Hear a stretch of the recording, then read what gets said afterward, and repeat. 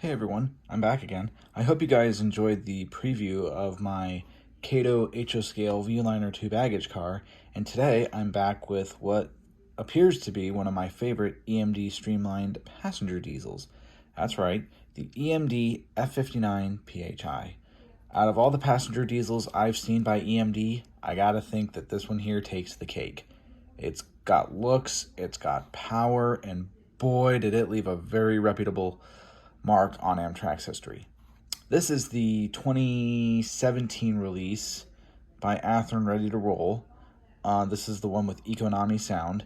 These sold out almost instantly. A lot of people bought these and converted them over to lock sound. And then when Tsunami 2 became a thing, they started putting Tsunami 2 in these, making them even better. But I kept the Econami sound in here for now, until I can decide what decoder to put in here. So first things first, we got your snowplow with your metal coupler. I got this in a trade, so can't complain about that. Metal couplers. Moving along the side here, you got a lot of really good detail for this model being a ready-to-roll model. Athearn really did a good job on these. You got the nice truck detail. You got a little builder's plate right there. Road number 465. Interesting fact about 465. 465 used to be a Pacific Surfliner unit and then was transferred over to the Amtrak Cascade service, which is actually interesting, which makes it a former Surfliner unit. So it's not uncommon to see these particular units in the Cascade paint on the Surfliner from time to time, back when these things were in service on Amtrak. You got your Amtrak Cascades logo here, looking all crisp and clean. Love how that looks. Fuel tank detail is very good. We got the fuel sight glass, fuel fill, emergency shutoff. Moving along the unit here, we got the rear coupler, ladder, grab irons, handrails. You got your rear locomotive light. You got the door, which is looking really good. That Amtrak logo looks crisp and clean. And on the rear, you got a spare knuckle holder and some MU hoses. The other MU hoses on the right-hand side, our engineer side, broke off. Don't worry, I'm gonna fix that. And on the top here, we got our head-end power generator detail with the exhaust pipe looking pretty good. Gotta admit, they did a really good job on the head-end power detail here. Looks really good. And the radiator fans here looking pretty good. You got the dynamic braking housing, the K5LA horn, which is tucked up under there behind the exhaust. I don't know why, but every horn I've ever heard on an F59PHI is fouled to no end. Maybe it's because it's right behind the exhaust here and the exhaust is getting put into the horn. Maybe, I don't know. You got your dustbin hatch here. You got one single Sinclair antenna. Moving back forward to the front here, we got our Amtrak logo, as well as the two red lights. This is the marker light, that is the emergency light from what I've been told. And the other side is pretty much the same. So let's go ahead and move into the quick sound demonstration of this particular model. Plug in my system here.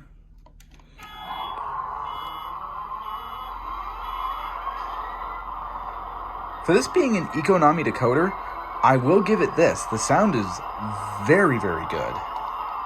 A little bit of speaker rattle, but I haven't had the time to really adjust the volume yet on this thing. So first up, we got our headlight, which comes on with the horn. Here's the headlight. Now the light does not flicker off camera. It just does that because of the frame rate of the recording. So if I turn my light off here, you'll see that it does not flicker on camera, even though the camera is still picking it up as flickering. In my perspective here, it does not flicker, so that's good. You got your ditch lights, and then we got our, first up, we've got our bell. It's a very crisp and clean sounding bell. Very clean, I like that. Horn.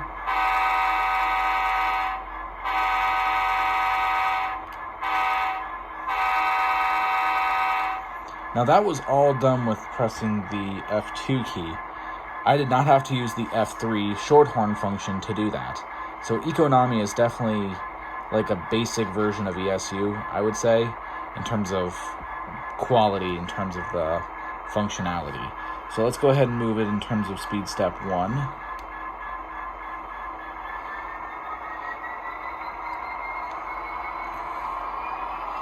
Now I've had some time to trim out the motor a little bit, so it's a lot smoother in terms of running. Going over my little rough switch here. My track's a little elevated. Goes over the switch pretty good though.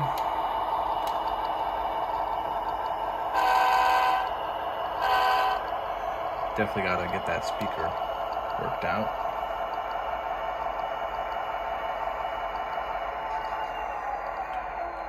When we go in reverse, we got a nice bright white LED there.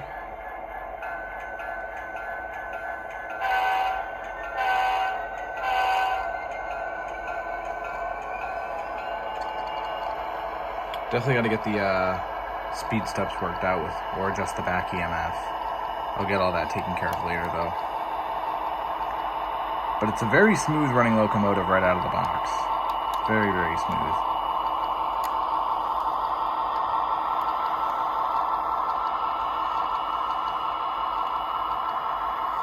And yeah, the red lights don't come on.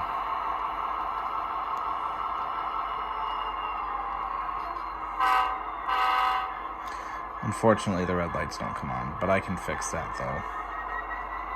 Oh, I just realized I had my headlight dimmed. Man, that 710 engine sounds good. Just a little bit of speaker rattle back up in this area, but I can fix that out later. No worries, I can just swap that out later. And I forgot this locomotive does have dynamic brake with F4.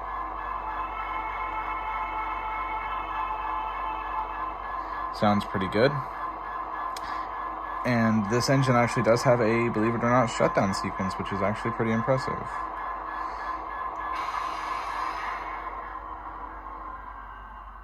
You can hear the brakes apply, and then the engine shut down. And in terms of weight, this thing is a brick. This thing is heavy. I mean, this locomotive will pull almost anything you have with it. This whole chassis from here all the way back up to here is a brick. It is heavy. So I think this locomotive will have no issue pulling Amfleets, Talgo cars, Surfliner cars, Superliners. Whatever you give this thing, it will pull it. Now, because of this engine having a shutdown sequence, to start the engine back up again, all I have to do is just nudge the throttle once.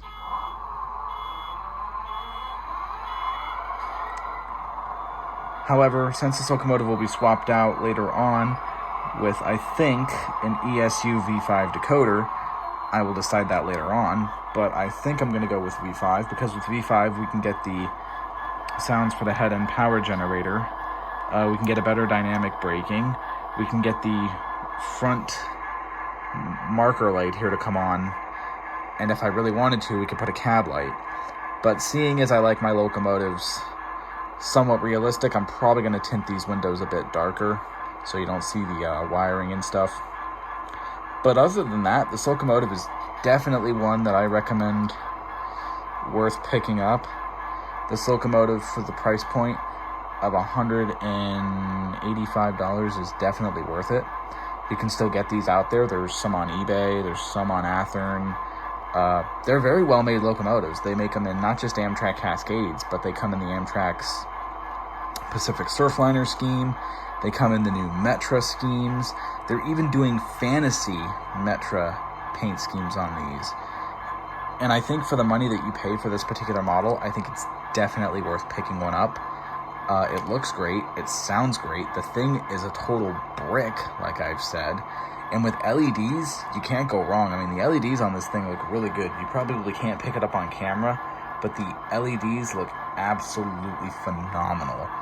The lighting is enhanced with the camera, but from where I'm sitting here, the LEDs look just fantastic. I mean, there's just no other word to describe it.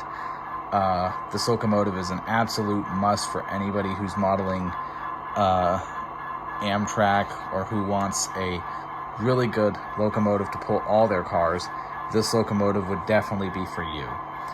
Now, keep in mind, they do come in some other very unique variations, which are hard to come by. There are a couple John Deere variants.